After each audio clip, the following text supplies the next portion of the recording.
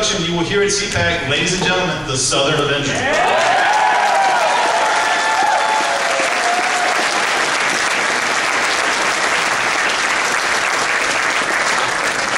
How was everyone at the beginning of this great, sure to be great CPAC? I'm sure you all are well.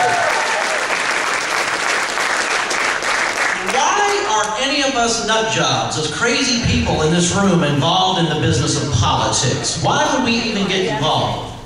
I dare say it's to advance the politics that we think are right. The politics that we think are right are the principles of liberty, our Constitution, the Founding Fathers. That's why we are members of organizations like Campaign for Liberty, Young Americans for Liberty, Students for Liberty, what you name it. We're all in the business of promoting liberty. Now, when talking about doing that, advancing the principles of liberty, it's hard to imagine somebody who's done so much in so little, a small amount of time, than the gentleman I'm about to introduce, Mr. Tom Woods.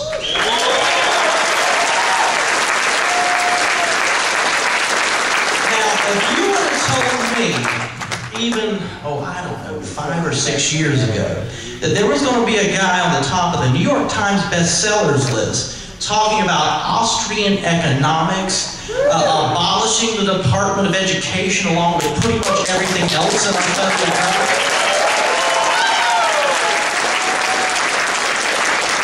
And being the Southern Avenger, talking about nullified state laws. So it gives me great pleasure and great honor, a man who's done more to advance the cause of liberty than pretty much anybody I could possibly imagine. Ladies and gentlemen, New York Times best-selling author and a hell of a guy, Tom Woods.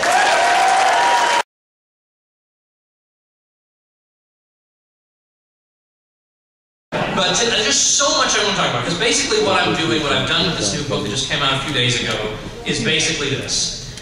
2 things. First, to start talking about something I think a lot of us already realize, namely the impossible, and I mean that literally impossible fiscal condition of the U.S. government. I mean, it can't be fixed.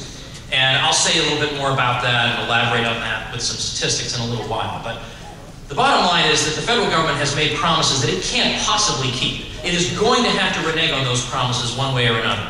We cannot pretend it's all sunshine and lollipops, and anybody who wants to cut back is some kind of an ogre who hates sick and poor people. I mean, really, you know, that's not even worthy of a 4th grader. We have to be adults here and deal with the cards we've been dealt.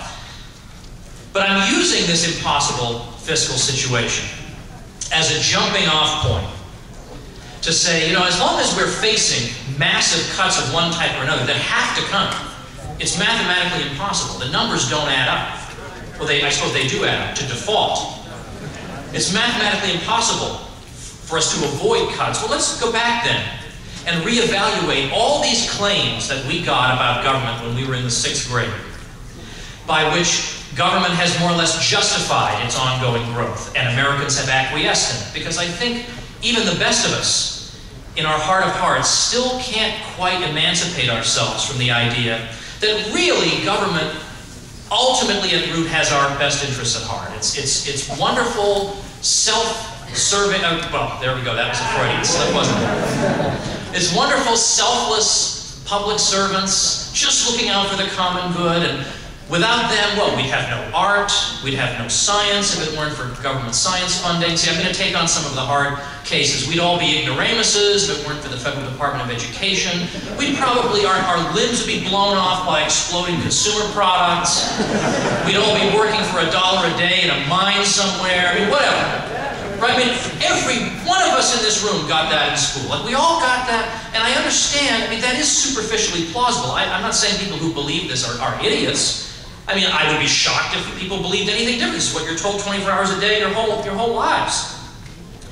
But what I'm trying to do is to stick a dagger through this. Because if I were running a racket like this, if I were running a racket like the U.S. government, that is exactly what I would want all you suckers to believe. That without my wise and paternal custodianship, you know, you'd all be a bunch of helpless and pathetic boobs. Oh man, I would so screw you guys too. But let's think though, let's imagine that the federal government is not the institution you read about in 6th grade civics. Let's suppose it said that our 6th grade textbook was wrong. Ooh. And that the casual assumptions on which we have based so many of our political decisions have been faulty. Let's suppose the federal government has actually been an enemy of the people's welfare, and that the progress we've seen in our living standards has occurred quite in spite of it. It pits individuals, firms, industries, regions, races, and age groups against each other in a zero-sum game of mutual plunder.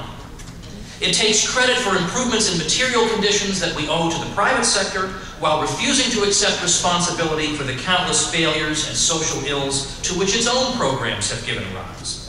And rather than bringing about the so-called public good, it governs us through a series of fiefdoms seeking bigger budgets and more power. And despite the veneer of public interest rhetoric by which it camouflages its real nature, it is a mere parasite on productive activity and a net minus in the story of human welfare. That's right. Let's suppose that description is correct.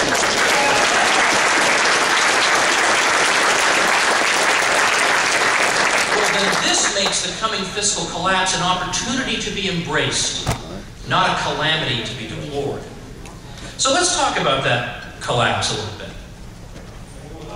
Because I know a lot of people think, well, the debt is very high indeed, but it's been high for a long time. We've heard a lot of griping about it, but nothing seems to have occurred as a result. We seem to be struggling along all right, so maybe this is just a lot of scaremongering.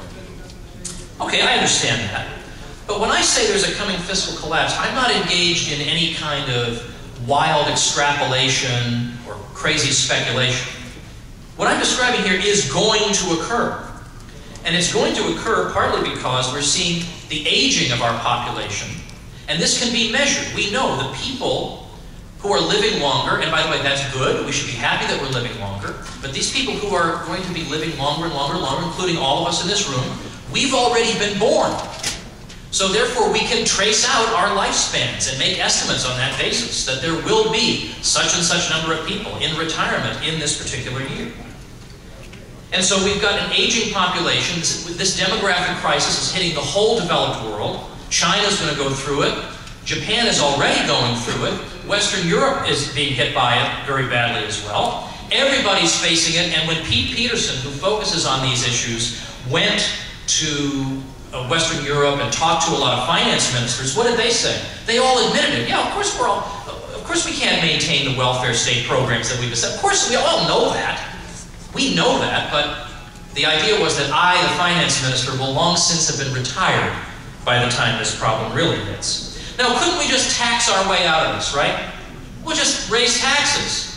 That's the view. You can always raise taxes. You can always find some more suckers to loot and loot them more and more. But here's a problem with that. I mean, apart from the moral problem that, you shouldn't probably just grab other people's stuff. I mean, it's just, you learned that when you were like 3. You shouldn't do that. But even if we set aside the moral problem, Jeff Hummel, an economics professor on the West Coast, points out a very interesting statistic.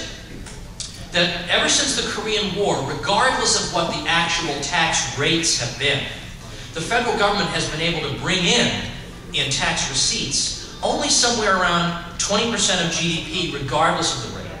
I mean, that's quite an astonishing thing. You can fluctuate it all you like, but basically the take is roughly the same. There is